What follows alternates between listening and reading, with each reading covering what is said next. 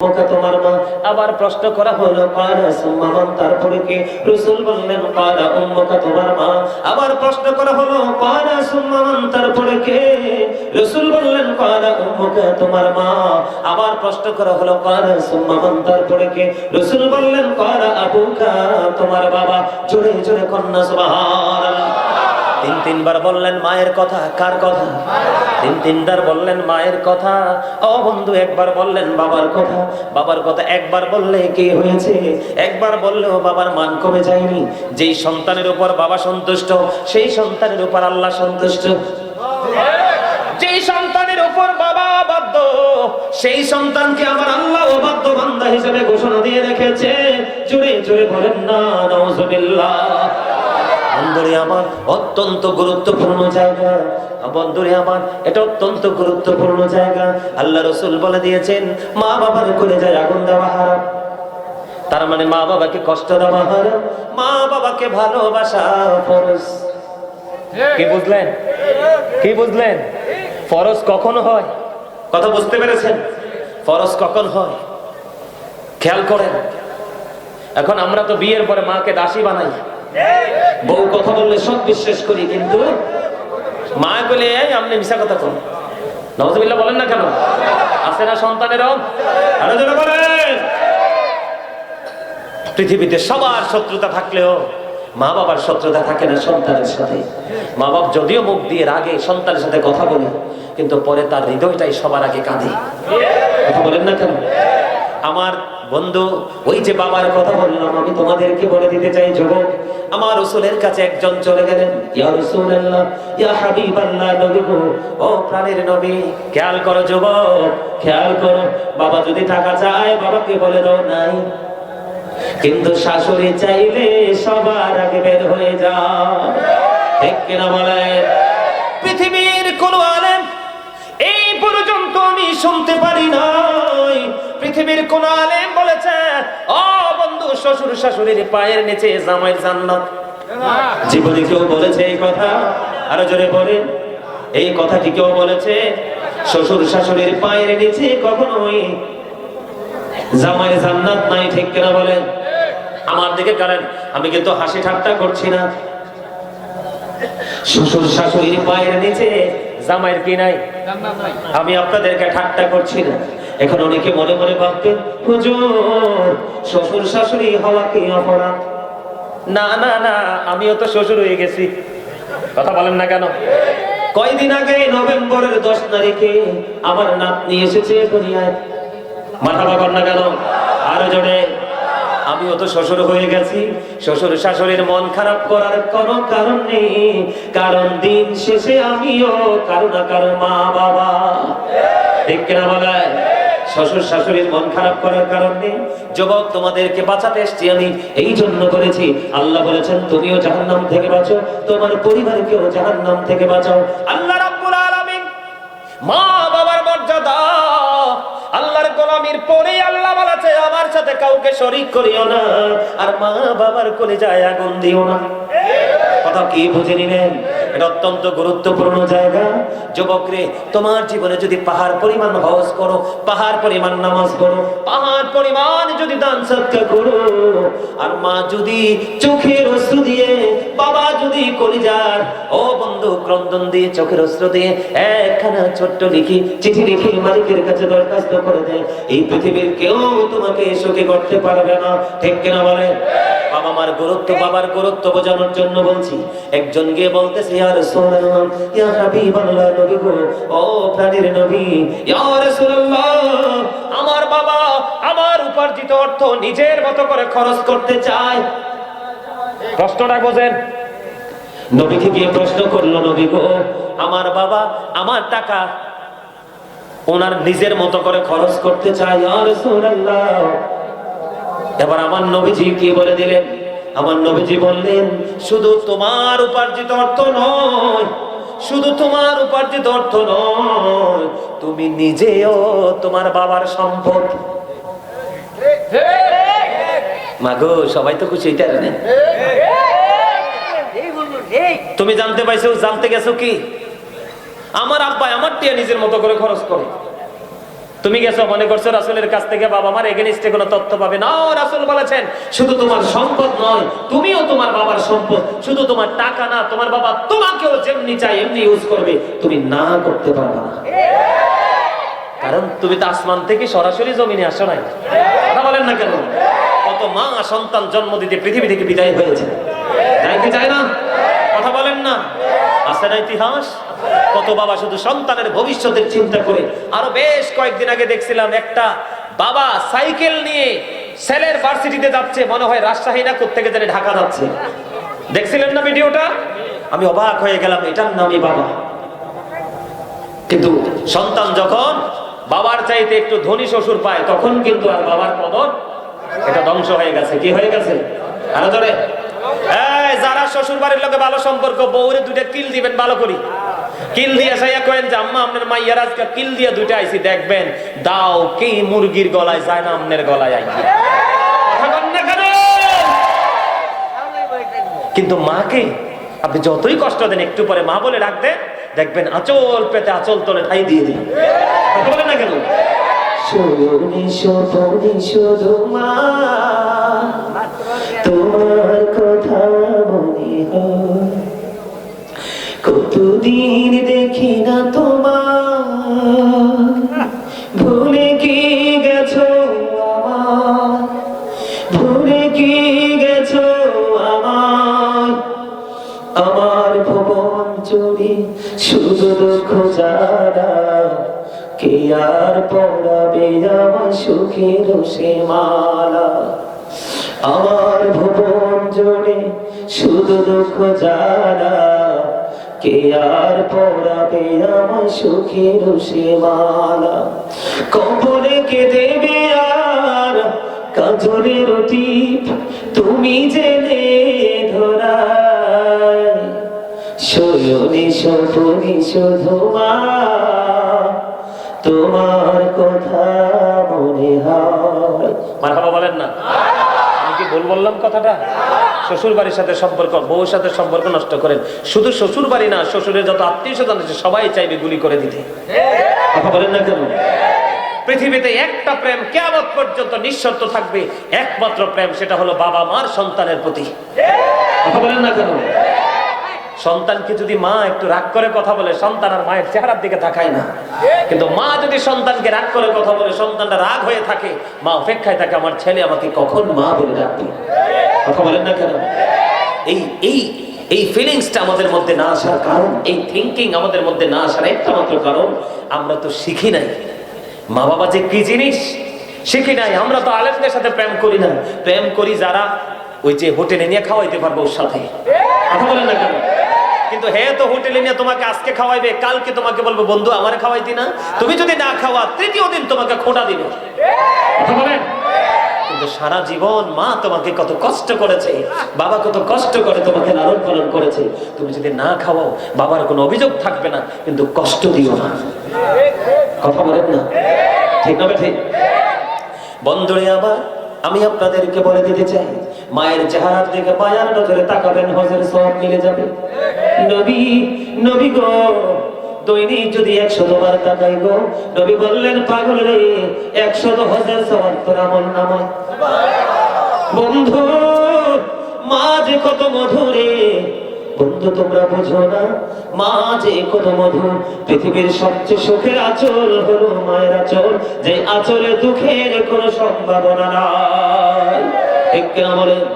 বন্ধুরে আমার, বাবার সন্তুষ্টির মধ্যে আল্লাহর সন্তুষ্টি নিহিত আছে। বাবার অবাধ্য হলে আল্লাহ অবাধ্য হয়ে যায়। এত বড় অপরাধ আমরা করব না, আমরা তাদের সাথে প্রেমের ডুরি লাগে পথ চলবো। ঠিক কিনা বলা? বন্ধুরে আমার দিকে তাকান। 3 জন লোক সফরে গেল, খেয়াল করেন, গভীর মনোযোগ দিয়ে শুনেন। বুখারী শরীফের মধ্যে এসেছে 3 জন লোক সফরে গেল। সফরে যাওয়ার পরে সফর শেষ হয়ে গেল। ও বন্ধু, বিকেলে যখন হয়ে গেল, তারা একটা গুহার মধ্যে ঢুকলো। খেয়াল করেন, তারা একটা গুহার মধ্যে ঢুকে গেল। গুহার মধ্যে ঢোকার পরে হঠাৎ করে আশ্চর্য এক পাথর নেমে পড়লো, ধসে পড়লো। যেই গুহা দিয়ে তারা প্রবেশ করেছিল, ওই প্রবেশ মুখের মধ্যে বিশাল আকারের পাথর এসে পড়ে গেল। কিন্তু তারা তো পাহাড়ের ভিতরে। ঠিক কিনা বলেন? দরজা তো বন্ধ করে দিল, কুদরতে পাথর এসে। হাদিস শরীফের মধ্যে এসেছে পৃথিবীর কোন মানুষের ক্ষমতা নেই পাথর সরাইবার। তখন সবাই মিলে চিন্তায় পড়ে গেল। এখন তিনজন তো পাহাড়ের মধ্যে বিপদে পড়ে গেছে। তিনজন বসে বসে চিন্তা করতেছে কি করা যায়। এখন তিনজনের মধ্যে পরামর্শ হলো, আমাদের জীবনে গুরুত্বপূর্ণ যে আমলগুলো আছে ওই আমলের উসিলা দিয়ে আজকে মালিকের কাছে সাহায্য চাইবো। মালিক যদি চায় রে আমাদের কাছকে বিপদ থেকে বাঁচাইতে পারবে, কারণ এই গভীর বিপদের মধ্যে আমরা আছি রে, মালিক ছাড়া পৃথিবীর কেউ তো জানে না। ঠিক কিনা বলেন? গভীর খেয়াল করেন। এবার প্রথম জন, ওনার আমলটা, ওনার জীবনের গুরুত্বপূর্ণ আমল। উনি ছিলেন একজন রাখাল কাঠুরিয়া। প্রতিদিন কাঠ কাটতে যাইতেন পাহাড়ে। কাঠ কেটে এসে বন্ধু তিনি কি করতেন? খাবার খাইতেন, খাবার জোগাড় করতেন। একদিন কাঠ কাটতে কাটতে কাটতে কাটতে বন্ধু দেরি হয়ে গেল। যখন দেরি হয়ে গেল রে, এবার তিনি বাড়িতে আসলেন। ওনার ঘরে, আমাদের ঘরে গরু ছাগল থাকে না, আমরা দুধ দোহাই, কথা বলেন না কেন? দুধ দোহন করার মতো এইরকম থাকে না। ওনার ঘরে এমন একটা দুধের প্রাণী আছে। আজকে তো কাঠ কেটে বন্ধ দেরি করে এসেছে, আজকে কিন্তু আয়সা দেখে মা বাবা ঘুমিয়ে গেছে। এবার তিনি কি করলেন? দুধ দহন করলেন। খেয়াল করেন, দুধ দহন করলেন।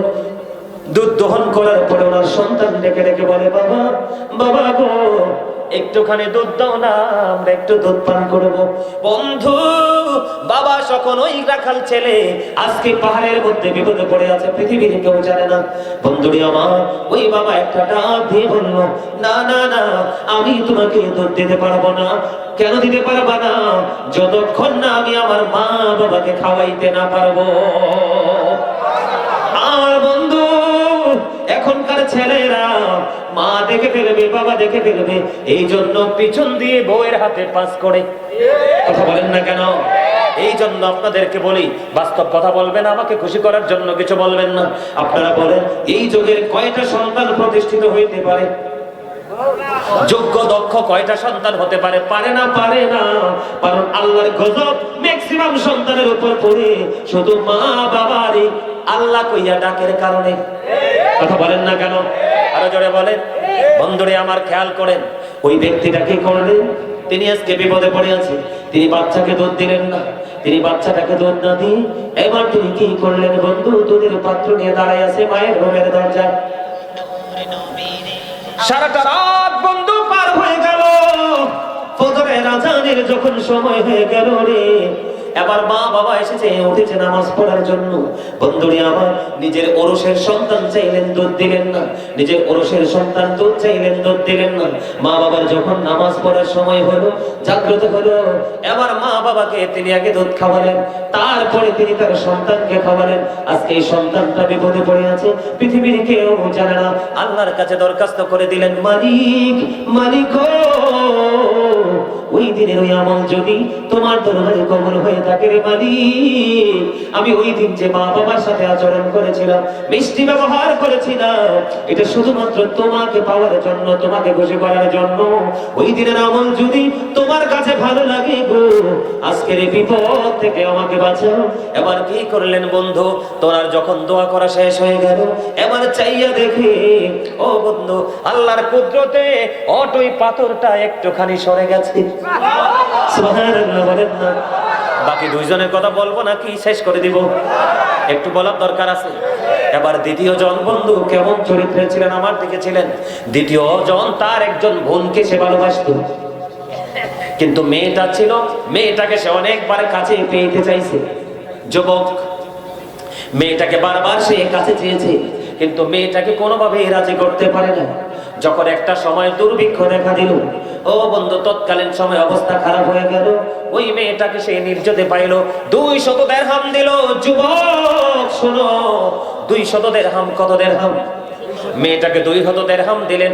দেওয়ার পরে ওই ছেলেটা মেয়েটার একেবারেই কাছাকাছি চলে গেল। মানে স্বামী স্ত্রী যে আলিঙ্গন করে ফিজিক্যাল মেলামেশা হয়, একেবারে কাছাকাছি চলে গেল। মেয়েটার বডির যখন একেবারে কাছাকাছি চলে আসলো বন্ধু, এবার মেয়েটা একটা ডাক দিয়ে বলল, তুমি থামো। সুবহানাল্লাহ বলেন না, আরো জোরে বলেন না। ওই মেয়েটা একটা ডাক দিয়ে বলল, ও যুবক, তুমি থেমে যাও, একটা সেকেন্ডের জন্য আমার দিকে আর অগ্রসর হইও না। কারণ আমার ইজ্জত, আমার এই শরম আমি একমাত্র যতন করে রেখেছি, যিনি আমাকে বিয়ে করে বউ করে নিয়ে যাবে, আমার স্বামীর জন্য আমার এই সম্মান। তুমি আমার ইজ্জত নষ্ট করো না, তুমি আমার দিকে আগাইও না, আল্লাহকে ভয় করো। ও বন্ধু, ওই 2 নাম্বার ছেলে দরখাস্ত দিয়েছে আল্লাহর কাছে। এই ছেলেটা যখন মেয়েটা বলে দিল, বলতে দেরি সঙ্গে সঙ্গে মেয়েটাকে ছেড়ে চলে আসলো এবং 200 দিরহামের দাবিও সে ছেড়ে দিল। ছেড়ে দেওয়ার পরে ও বন্ধু, আজকে এই ছেলেটা পাহাড়ে বিপদে। আল্লাহকে ডাক দিয়ে বলল, মালিক, আমি যদি চাইতাম সেদিন মেয়েটার ইজ্জত ইচ্ছে মতো করে লুটে নিতে পারতাম, কিন্তু আমিও ইন্তেকাল, আমার কবরের কথা তোমার দরবারে দাঁড়াতে হবে, সেই হিসাব আমি করেছি, তোমাকে ভয় করেছি। আল্লাহ, এত কাছে যাওয়ার পরেও আমি ওখান থেকে ফিরে এসেছি শুধু মালিক তোমাকে খুশি করার জন্য, তোমার ভয়ে। ওই দিনের এই তাকওয়া যদি তোমার কাছে কবুল হয়, আমাকে তুমি বিপদ থেকে উদ্ধার করে দাও। বন্ধু, দোয়াটা করতে দেরি রে, দোয়া শেষ হইতে দেরি, চাইয়া দেখে পাথরটা আরো একটুখানি সরে গেছে। সুবহানাল্লাহ বলেন না। কিন্তু বের হওয়ার মতো সুযোগ নাই। এবার 3য় জন, ওই যে একটু আগে যে কথাটা বন্ধু বললাম, আমাদের দেশে কাজের লোকরে মানুষ কম খাওয়াইতে চায়, খারাপ খাওয়াইতে চায়, বেতন কম দিতে চায়, চায় কি চায় না? মুমিন এখান থেকে শিক্ষা নিবে বন্ধু। একজন কাজের লোক ছিল, তার কাজ করেছে ঠিকই, কিন্তু মালিক থেকে বেতন না নিয়ে সে চলে গেল। এই মালিক হলো আজকের পাহাড়ের বিপদগ্রস্ত 3য় ব্যক্তি। এবার তিনি কি করলেন? ও বন্ধু, এবার তিনি কি করলেন? ওই যে শ্রমিক যে টাকাটা রাখছে, যেমন আমি এক্সাম্পল দিই আপনাদের কাছে, আমরা কি ছোট্ট মুরগির বাচ্চা কিনি কিনা? বাচ্চাটা বড় হয়। গরুর বাচ্চা কিনি, বাচ্চাটা বড় হয়। ছাগলের বাচ্চা কিনি, বাচ্চাটা বড় হয়, তাই কিনা বলেন? বন্ধু, বন্ধু গো, এই 3য় ব্যক্তির জীবনে আমল হলো, কাজের লোক তো তার পারিশ্রমিক ছেড়ে বন্ধু চলে গেল। অনেক দিন পরে এই কাজের লোকটা ফিরে আসলো, এসে মালিককে ডেকে ডেকে বলতেছে, মালিক, আপনার কাছে তো আমার একটা পারিশ্রমিক পাওনা আছে। কই কি রে? কই আমি আপনার কাছে কাজ করেছিলাম, বেতন তো নেই নাই, আমি আমার ওই বেতনটা আপনার কাছে আজকে নিতে এসেছি। বন্ধু, বন্ধু গো, হৃদয়ের জানালা করে শোনো, আমরা মানুষের কত হক নষ্ট করি, মানুষকে কত ঠকাই। যখন ওই কাজের লোক শ্রমিক আসলো তার মালিকের কাছে, এবার মালিক ডাক দিয়ে দেখায় দিলেন, ওই যে দেখো, ওই যে পশুগুলো দেখা যায়, এই সবগুলো পশু তোমার। জোরে জোরে কন্যা সুবহানাল্লাহ। ওই যে দেখো মাঠে পশুগুলো দেখা যায়, ওই পশুগুলো সবগুলো তোমার হুজুর। কেমন করে সম্ভব গো? ওই মালিক ডাক দিয়ে বললেন, তুমি যেদিন আমার কাছে পরিশ্রমটা তুমি রেখে গিয়েছিলে, আমার কাছে তোমার পারিশ্রমিক রেখে গিয়েছিলে, আমি তোমার এই পরিশ্রমের হক আমি খাইনি। একটা প্রাণী পশু কিনেছি, এটা বাচ্চা দিয়েছে, আর একটা বড় হয়ে আর একটা বাচ্চা দিয়েছে। এমনি করে করে তোমার এই পশুগুলো সবগুলো তোমার মালিকানায়, তুমি সবগুলো নিয়ে যাও। কাজের লোক শ্রমিক তো অবাক হয়ে গেল বন্ধু, সে তার পাওনা নিয়ে ফিরে গেল। ওই হলো 3য় ব্যক্তি আজকের বিপদে, পাহাড়ের গুহার মধ্যে পড়ে আছে। তিনি আল্লাহর কাছে ডাক দিয়ে বললেন, মালিক, আমি চাইলে তো সেদিনে তার হকটা খেয়ে ফেলতে পারতাম। পৃথিবীতে কোনো সাক্ষী ছিল না, কেউ তো জানতো না। আমি যদি অস্বীকার করতাম, কেউ আমাকে কিছুই করতে পারতো না। দয়াল, দয়াল রে, ওই দিনের এই হক আমি তাকে ফেরত দিয়েছিলাম শুধুমাত্র তোমাকে খুশি করার জন্য, তোমাকে ভয় করে। ওই দিনের আমল যদি তুমি কবুল করে থাকো, তাহলে আজকে আমাকে বিপদ থেকে তুমি রক্ষা করো। বন্ধ, এই দোয়া শেষ হইতে দেরি রে, এবার চাইয়া দেখে আল্লাহর কুদরতে পুরো পাথরটাই দরজা থেকে সরে গেছে। জোরে থাকলে এই সুযোগ কি হাতছাড়া করবে? করবে না। কিন্তু ছেলে কি করলো? মেয়ে আপত্তি করলো, ছেলেও ছেড়ে অনেক দূরে চলে গেল। কত শক্ত ইমানদার, কত তাকওয়া তাদের মধ্যে। সুবহানাল্লাহ বলেন না। আমাদের এই যুগে যে নাই এমন না।